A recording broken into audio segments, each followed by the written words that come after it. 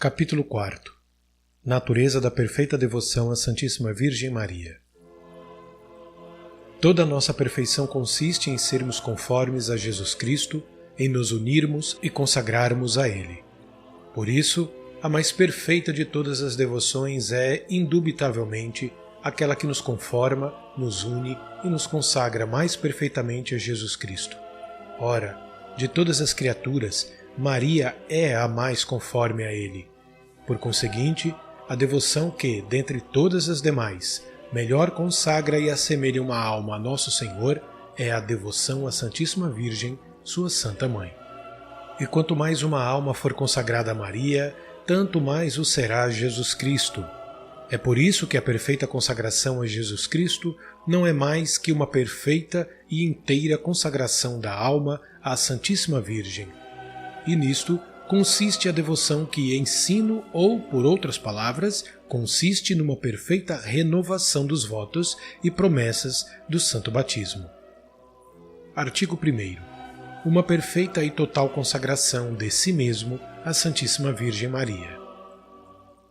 Como fica dito, esta devoção consiste em nos darmos inteiramente à Santíssima Virgem, para que, por ela, pertençamos inteiramente a Jesus Cristo. É preciso que dar-lhe, primeiro, nosso corpo, com todos os seus sentidos e membros, segundo, nossa alma, com todas as suas potências, terceiro, nossos bens exteriores, chamados de fortuna, presentes e futuros, quarto, nossos bens interiores e espirituais, que são os nossos méritos, virtudes e boas obras passadas, presentes e futuras. Numa palavra, devemos dar tudo, o que temos na ordem da natureza e na ordem da graça, e tudo o que podemos vir a ter no futuro na ordem da natureza, da graça ou da glória.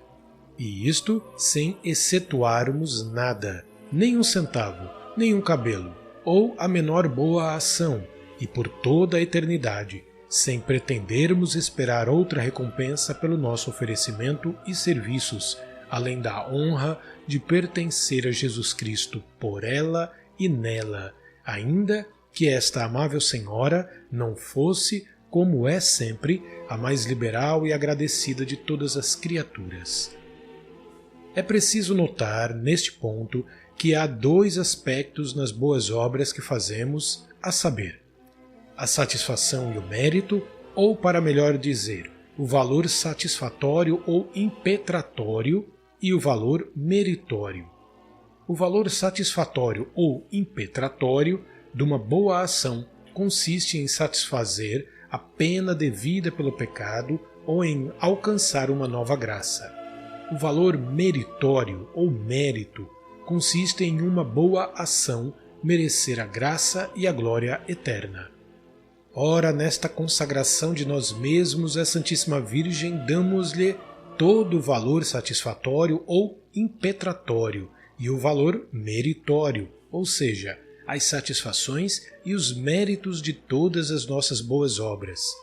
Damos-lhe os nossos méritos, as graças e virtudes, não para comunicá-los a outrem, mas para que, como depois diremos, ela nos conserve, aumente e aperfeiçoe. Os méritos, graças e virtudes são, pois, propriamente falando, inalienáveis. Só Jesus Cristo, tornando-se a nossa garantia junto do Pai, nos pode comunicar os seus méritos. Damos-lhe as nossas satisfações para as comunicar a quem entender para a maior glória de Deus. Daqui segue, primeiro, que por esta devoção damos a Jesus Cristo tudo o que lhe podemos dar. Fazemo-lo da maneira mais perfeita, visto ser pelas mãos de Maria, e damos assim muito mais do que pelas outras devoções, em que lhe consagramos parte do nosso tempo, ou parte das nossas boas obras, ou parte das nossas satisfações e mortificações. Aqui tudo fica dado e consagrado, até mesmo o direito de dispor dos bens interiores e das satisfações que se ganham com as boas obras de cada dia. Isto não se pede nem mesmo numa ordem religiosa. Na vida religiosa, Dão-se a Deus os bens de fortuna pelo voto de pobreza, os bens do corpo pelo voto de castidade, a vontade própria pelo voto de obediência e, às vezes, a liberdade física pelo voto de clausura.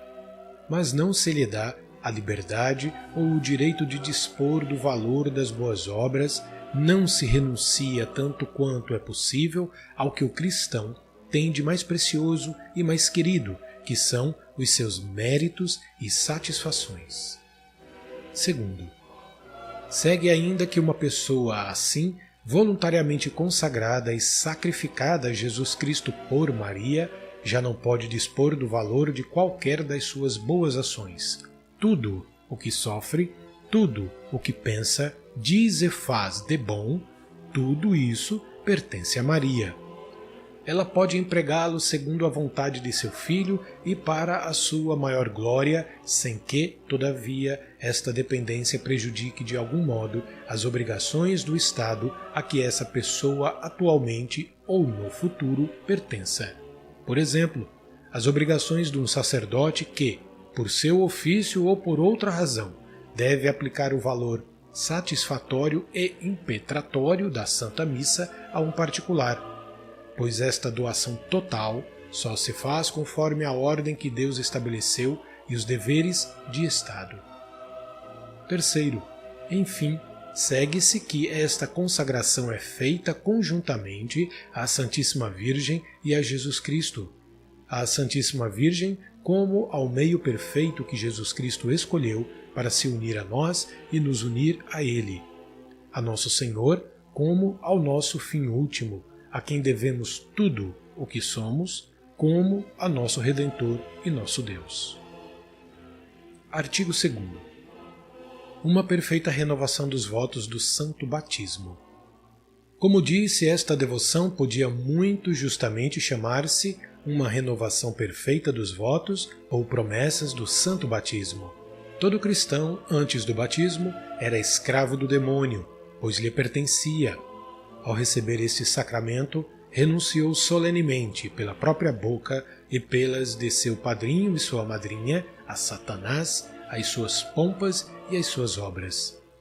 Assim tomou a Jesus Cristo por seu mestre e soberano Senhor, a fim de depender dele na qualidade de escravo de amor. É o que se faz pela presente devoção. Renuncia-se, como está expresso na fórmula da consagração, ao demônio, ao mundo, ao pecado e a si mesmo, dando-se inteiramente a Jesus Cristo pelas mãos de Maria. E ainda se faz mais, porque no batismo fala-se habitualmente pela boca de outra pessoa, isto é, do padrinho e da madrinha. A entrega a Jesus Cristo é feita por intermediários, mas nesta devoção damo-nos por nós mesmos, voluntariamente, com o conhecimento de causa. No batismo não nos damos a Jesus Cristo pelas mãos de Maria, ao menos de maneira expressa, e não damos a Jesus Cristo o valor das nossas boas obras. Ficamos, depois de recebido o sacramento, com plena liberdade de aplicar aquele valor a quem quisermos ou de o reservarmos para nós. Por esta devoção, porém, damo-nos expressamente a Nosso Senhor pelas mãos de Maria e consagramos-lhe o valor de todas as nossas ações. Diz Santo Tomás: os homens fazem no batismo o voto de renunciar ao demônio e às suas pompas, e, segundo Santo Agostinho, é este o maior e mais indispensável dos votos em que prometemos permanecer em Cristo. O mesmo dizem os canonistas. O principal voto é aquele que fazemos no batismo. No entanto, quem é que guarda este grande voto? Quem cumpre fielmente as promessas do Santo Batismo? Não é verdade que quase todos os cristãos quebram a fidelidade prometida a Jesus Cristo no seu batismo?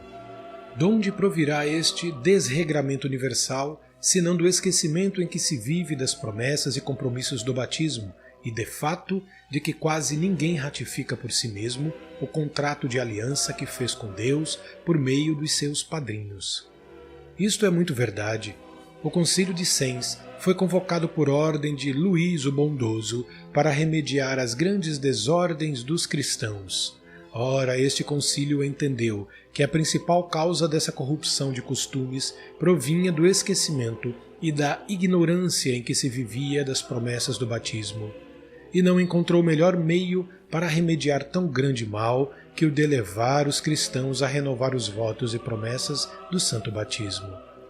O Catecismo do Concílio de Trento, fiel intérprete das intenções deste santo concílio, exorta os párocos a fazer o mesmo. Levem os seus fiéis a recordar e crer que estão ligados e consagrados a nosso Senhor Jesus Cristo como escravos ao seu Redentor e Senhor. Ora, os concílios, os padres da Igreja e até a experiência mostram-nos que o melhor meio para remediar os desregramentos dos cristãos é lembrar-lhes as obrigações do seu batismo e fazer-lhes renovar os votos que nele emitiram.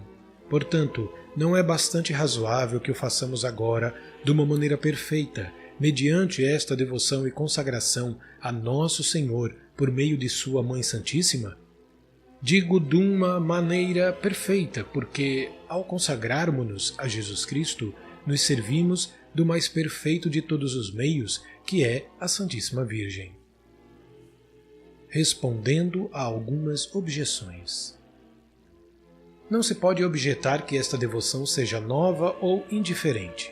Não é nova, pois os concílios, os padres e vários outros autores antigos e modernos falam desta devoção a Nossa Senhora, ou renovação dos votos do batismo, como de coisa praticada antigamente e que aconselham a todos os cristãos. Não é indiferente ou sem importância, porque é a principal fonte de todas as desordens e, logo, da condenação dos cristãos, vem do esquecimento e do abandono desta prática. Poderá alguém dizer que esta devoção, fazendo-nos dar a Nosso Senhor, pelas mãos da Santíssima Virgem, o valor de todas as nossas boas obras, orações, mortificações e esmolas, nos impossibilita de socorrer as almas de nossos parentes, amigos e benfeitores? Em primeiro lugar, respondo que não é de crer que os nossos amigos, parentes ou benfeitores sejam prejudicados pelo fato de nos termos dedicado e consagrado, sem reservas, ao serviço de Nosso Senhor e da sua Santa Mãe. Pensá-lo seria fazer uma injúria ao poder e à bondade de Jesus e Maria, que saberão muito bem socorrer os nossos parentes, amigos e benfeitores com o nosso pequeno tesouro espiritual ou por outros meios. Em segundo lugar, esta prática não impede que se reze pelos outros, quer sejam vivos ou mortos, embora a aplicação das nossas boas obras dependa da vontade da Santíssima Virgem, mas, pelo contrário, levar-nos-á a orar com mais confiança, precisamente como uma pessoa rica que tivesse entregado toda a sua fortuna a um grande príncipe para o honrar melhor. Suplicaria com mais confiança a este príncipe que desse esmola a algum dos seus amigos que lhe a pedisse.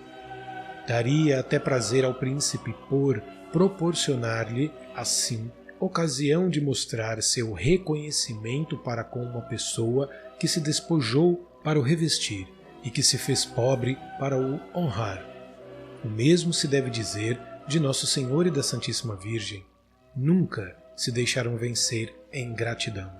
Dirá talvez outro: se dou à Santíssima Virgem todo o valor das minhas ações para que o aplique a quem quiser, será talvez preciso que sofra muito tempo no purgatório.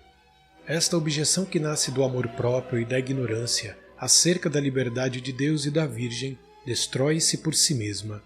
Uma alma fervorosa e generosa, que preza mais os interesses de Deus que os seus, que dá a Deus, sem reservas, tudo o que tem, sem poder dar mais, que só anseia pela glória e pelo reino de Jesus por Maria, que se sacrifica inteiramente para o conseguir, essa alma generosa e liberal haverá de ser castigada no outro mundo por ter sido mais liberal e mais desinteressada do que as outras?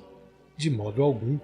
É para com essa alma, como veremos mais adiante, que Nosso Senhor e sua Santa Mãe são mais liberais neste mundo e no outro, na ordem da natureza, da graça e da glória. É necessário vermos agora, o mais brevemente possível, os motivos que nos devem tornar recomendável esta devoção, os maravilhosos efeitos que produz nas almas fiéis e as suas práticas.